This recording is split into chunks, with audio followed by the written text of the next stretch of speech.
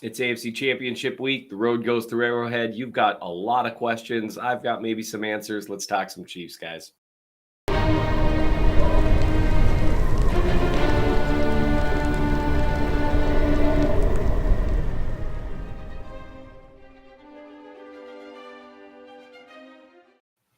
Welcome to the Chief of the North Thursdays. I'm Seth Kaiser, the Chief in the North.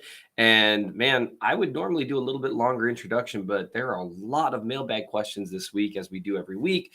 I ask if you guys have questions. You guys provide me with some questions, then I answer them. I don't have, for a variety of reasons that I don't have time to get into right now, the questions from here. I have the questions from Twitter, and there's like 40 some odd of them. So I'm going to try to get to that right away. But first things first, AFC Championship, road goes through Arrowhead. Bengals are talking a lot of stuff, which is fine. They've won 3 in a row. That's how it works, Chiefs fans. When you get beaten 3 times in a row by a team, they get all the trash talk rights. That's just how it works. Them's the breaks. So you just shrug and go next time. And so there's a lot to talk about. Everyone's obviously focusing on Patrick Mahomes' ankle. It's basically dominated all coverage of the game so far. I did write, if you're interested, about Steve Spagnolo if you go to the Chief of the North newsletter or bit.ly/Seth Really Hates Money, which is where you can subscribe for $12 a year forever. I wrote about Steve Spagnolo and some of the things that he did against the Jags, some of the blitzes that he dialed up here. This is one of my favorite ones on the evening, where he just did an excellent job messing with the protections of the Jags. And that's why you had multiple free runners in key moments during that game. This was one of my favorite ones. And just as a real quick primer, just some of the things that Spags does. One of the things I see people talking about a lot is they get really upset when they see Frank Clark or George Karlaftis or someone like that in coverage. Here's how that happens. It's a zone blitz, okay? And so you see that Clark drops and he's hitting a slot receiver here coming onto a route. Now, that's hardly running up the field, although to be fair, he was running up the field with, I think, Christian Kirk on basically the last play of the game for the Jags when Watson picked off that pass. And so here's why this happens, okay?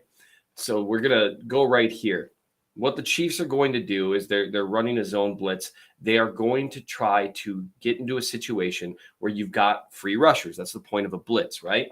And so what they're doing on this particular play, we tried to draw it up a little bit. This is right before the snap. You've got Jalen Watson sitting here covering the slot, but in a way threatening blitz. You have Gay, who's playing off the line of scrimmage, who isn't really threatening blitz in the same way.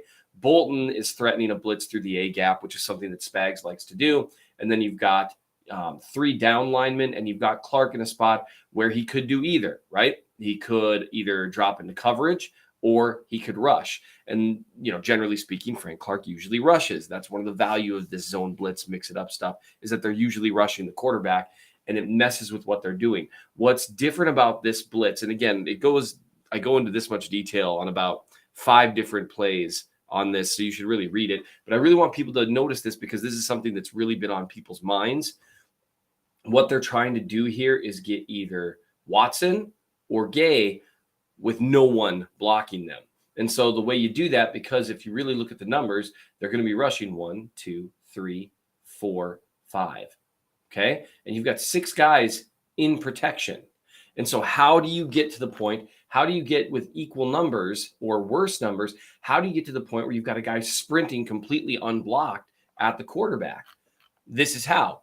They send the edge. So you've got Karlaftis here. You've got Mike Dana here. They both crash inside right at the snap. And what that leads to is the right tackle and right guard following them inside because that's their guy. That's the protection as it's called.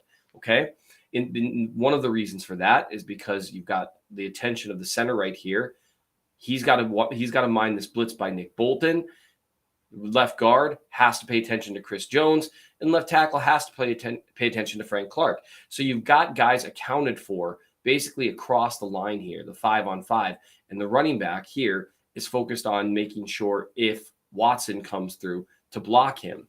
So what ends up happening when Clark drops into coverage, and what he does here, this is to just take care of an obvious hot read. So he drops into this spot because then that puts a warm body in a place where Lawrence might try to throw hot to get rid of the ball quickly. Okay, that's the reason. You're not expecting these players to run downfield with them, for 4 seconds. You're expecting them to put a body in the way for 2 seconds. And that's the only reason. That's the reason you'll see him running up the seam with them or something, is to put a body in the way for just 2 seconds, because the blitz is designed to get home. So when Frank Clark drops back like this, what that means is, yeah, he gets in the way of these routes, but it also means that the left tackle and left guard are left blocking just Chris Jones, and you still have the center who's also shifted left because he's watching this blitz and Chris Jones. You've got 3 guys blocking 1 guy. You've got basically they're blocking air. They're not accomplishing anything right here. See that? Now, eventually they block sort of Mike Dana because he comes inside along with Karlaftis. But because the entire line ends up shifting left, then what you have is you've got Watson sprinting through and Gay sprinting through.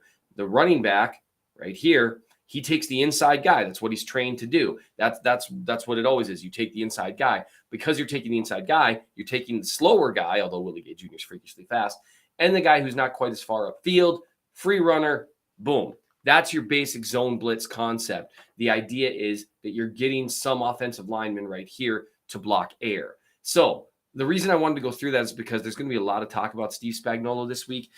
You're going to see some snap where there's a defensive lineman covering a wide receiver. And there might even be a snap where there's a touchdown because of it, or there's a snap because, they get a big, or there's a big gain or something like that. I want you to know why that happened. It's so plays like that can happen. And so you can get free runners. And if the design doesn't work, if the other team blocks it up well, then they've got a mismatch. And that's one of the things that the Bengals have done well traditionally against the Chiefs. If they've picked the right times to call max protect and only send out, 3 receivers or something like that. And if you're working against a zone blitz, you're going to have a matchup issue there somewhere, even though there's more guys in covers. What zone blitzes do, they allow you to only rush 4 or 5, but still maybe get the same effect as if you sent 8 and get an unblocked rusher. So hopefully that didn't take up too much of our time in terms of what we're doing with the mailbag. So I'm going to go straight into that. Keep in mind to hit like, subscribe, do all those YouTube things, support Ryan and the good work these guys are doing here. And let's answer some mailbag questions. You guys are very active right now. And so there's like 40. I'm going to get through as many as I can in the next 15 minutes or so, and we are just going to call it a day. But Seth, why didn't you vet them beforehand? That's a really good question. All right, let's mailbag. Beverly Fanatic asks, who's the one player that needs to step up Sunday for the Chiefs on offense and then defense?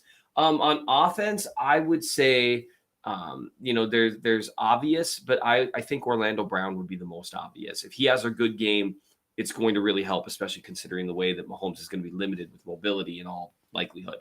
On defense, I'm going to say Nick Bolton. The Bengals ran the ball really well, really well against the Chiefs in Week 13. They're still running the ball really well. They've got to stop them from running the ball really well because of the effect it has on the pass rush. It makes it almost impossible to adequately defend them. Chief correspondent asks, do you think Snead will follow Chase and we leave McDuffie in the slot? How different will the secondary assignments be compared to our last game, lost to the Bengals? And that is there to be optimistic about CC Jalen Watson 12. What he's talking about is Jalen Watson didn't play. The last time the Chiefs matched up against the Bengals, he's obviously the guy that they've picked as their third guy. Because right now he's a little more ready than Josh Williams, although Josh Williams has played well for a rookie. Watson's just a little more comfortable with certain assignments. And then that obviously makes you 4 deep at corner as well, because anytime you slide in Watson at 3, that bumps Williams to 4. And now you're not playing, Lamons or something like that, which obviously you're not either way because he got claimed by the Bengals, which was kind of funny, but whatever. I don't see Snead following Chase a significant amount of time. The reason for that being, I don't think they're going to leave him alone against Chase. I personally, if they're going to do, following that kind of stuff, I prefer they go the old Bill Belichick method and they have him follow T. Higgins and then they halo Jamar Chase. I think that's always been a really effective way to go about things, especially when your second and third corners are guys you trust. They trust Jalen Watson. They trust Trent McDuffie. Trent McDuffie might be the best cover corner on the team. It's just Snead's a little more physical, maybe a better matchup for a T. Higgins. I think Snead following Higgins, and then, whoever's on Chase gets a little bit of help. And then you're counting on whether it's McDuffie or whether it's Watson to be able to cover Boyd one-on-one. That's the route that I would go instead. Alex Manners asked, what is one overlooked part of Sunday's game that you think will play a sneakily big part in deciding the outcome? The Bengals running the ball. That is going to be huge because if they run the ball really well, it makes their play action that much more effective, which in the aggregate isn't true. In the individual game is 100% true. And so I just that's going to be a big thing. They've got to keep Mixon from dictating the flow of the game. Addison Spies, I'm sorry, Spies. I'm messing up your name, and I apologize. Can you, Nate and Josh, do that if you could have one player for Chiefs history? Who would it be? Game, hard mode, you can't pick Jamal Charles. We'll try to do that this offseason. I'm not sure if we'd be able to do that. There's just so much to cover today when we record times ours. Casey Cards asks, it's not can read and Pat adjust, it's will they. Short throws and runs will be there. Can't take them. Got to get the ball out quickly for Yak. Put the R back at RPO. Thoughts?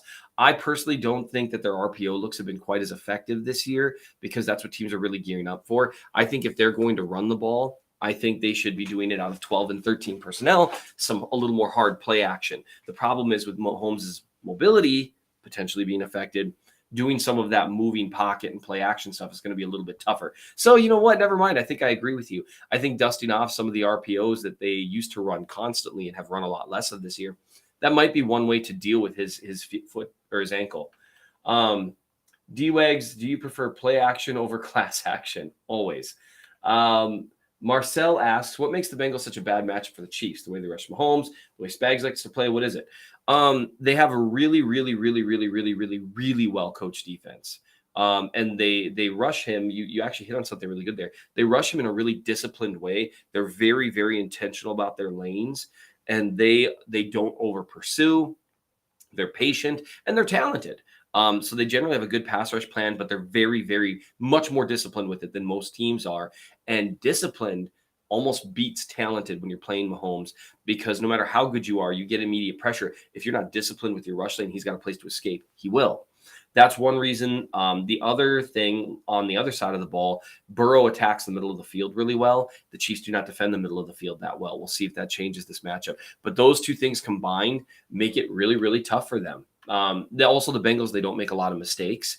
The Chiefs generally tend to make more mistakes than they should. And so it doesn't balance out. And that gives the Bengals almost this automatic edge going into the game. And that's just kind of how it works. It's an unfortunate truth about the Chiefs. Dick Thunderclap, that name makes me laugh every time. Can the linebackers do enough to slow down production between the hashes? I don't know.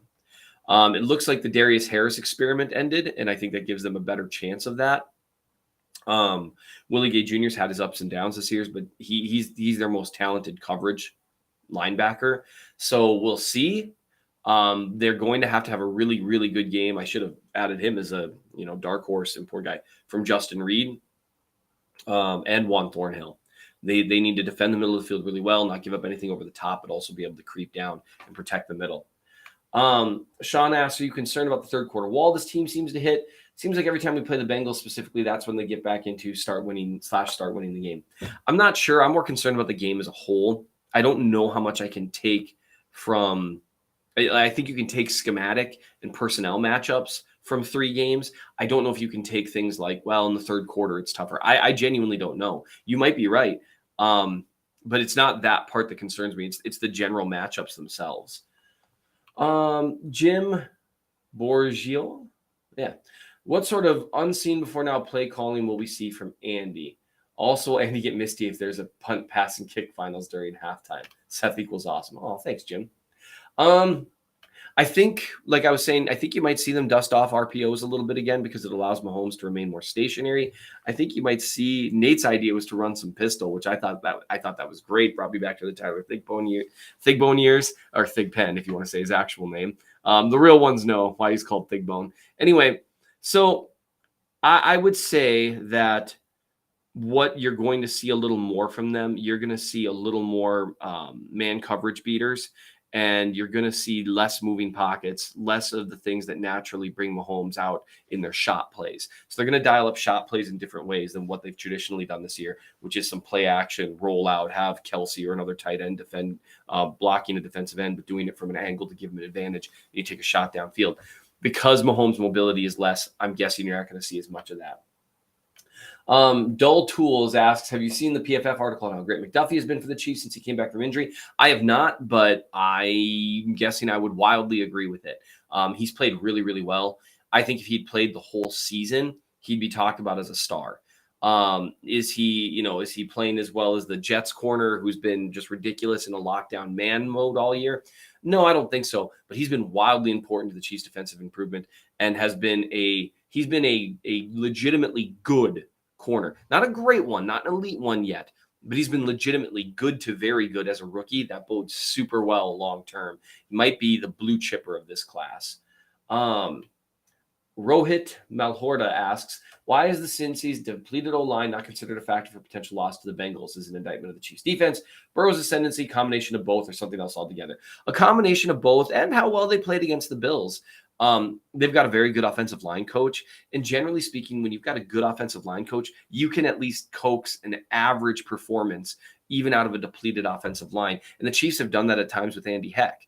And so I think it's a little bit Burrow, a little bit people are doubting the Chiefs defense because of how they played against the Bengals, and a little bit with how their offensive line has performed in tough spots before with how well they're coached. Chauncey Depew asks, what coverages do you expect the Bengals to use the most? And assuming Mahomes is mostly forced to be an in-the-pocket passer, are there examples of him against these looks tearing it up while getting it out of there in under 3 seconds? There's a lot of examples of Mahomes tearing up virtually every coverage you can think of from the pocket. It's going to be the times when the routes don't win immediately, or when the play call doesn't really win, or there's pressure. That second play stuff that he's the best in the league at, that's going to be tough. Now, he's also probably the best in the league at just operating his offense too. That's where like him and Burrow, I think, are like neck and neck, because Burrow's incredible at it. But he's right up there. And so what do I expect to use them the most? If I were the Bengals, I would use a lot. I would have a defensive end anytime Travis Kelce's lined up remotely close to the line of scrimmage. I would have a defensive end chip him off the line, and I would have a safety playing aggressive press coverage on him with some linebacker help shaded his way. I'd play aggressive press man coverage across the board everywhere else and have Mahomes prove that he can make me pay with his feet, or have the Chiefs receivers prove that they can make you pay by getting open. And they've struggled with that at times, especially if they're going to continue to give Justin Watson a zillion snaps. Beating man coverage is not his game at all. It's not really MVS's game either, other than getting open over the top. MVS is a low-key guy to keep an eye on because his ability to win over the top, that could really matter if the Bengals are going to try to play some aggressive stuff closer to the line of scrimmage without having too high. Now, what they might do is play too high, then play aggressive man coverage across the board with a defensive end chipping Kelce, and then a linebacker kind of trying to halo him. There's examples of Mahomes dealing with that, but a lot of times it's with his legs. So that's what I would do if I were them. If I'm Andy Reid, I'm calling mesh about 400 times. And just making them pay for man coverage, just snap after snap after snap. The Bengals, they're not going to call just one look though. They're going to play a combination of man, zone, pattern match. Lou is great at his job. I can't believe he hasn't gotten a head coaching interview. Blake Johns asked, assuming the absolute worst, Mahomes and Henne go down, rank your emergency quarterback options. I think based on what we know, I think you do Kadarius Toney doing just a bunch of read option stuff and hope for the best. I mean, you mentioned, Blake, 14 personnel. I think you might have to do something like that, or you do something where you've got Kadarius at quarterback. You get Pacheco in the backfield with him and McKinnon in the backfield with him. And you just go for it and see if you can run the ball to death with the occasional throw, because Kadarius Toney did play quarterback in high school. I don't think he did in college. And you just do the best you can with what you can do in that. Then obviously that's like hey, we're hoping to hang on to a lead situation. I've got time for just a couple more. Then the real job, the day job awaits. Choot Dang asks, assuming Mahomes isn't too impaired by his ankle, what can the Chiefs do schematically to counter or exploit the way the Bengals D have played them in the last 3 matchups? I kind of alluded to that a little bit earlier. They have played a fair amount of man coverage. I think running, mills, mesh, different man coverage beaters, a lot of picks and rub routes, and making them pay. The Bengals haven't fallen too much for various screens, various kind of trick plays, kind of the stuff that Andy Reid likes to do because they're very disciplined.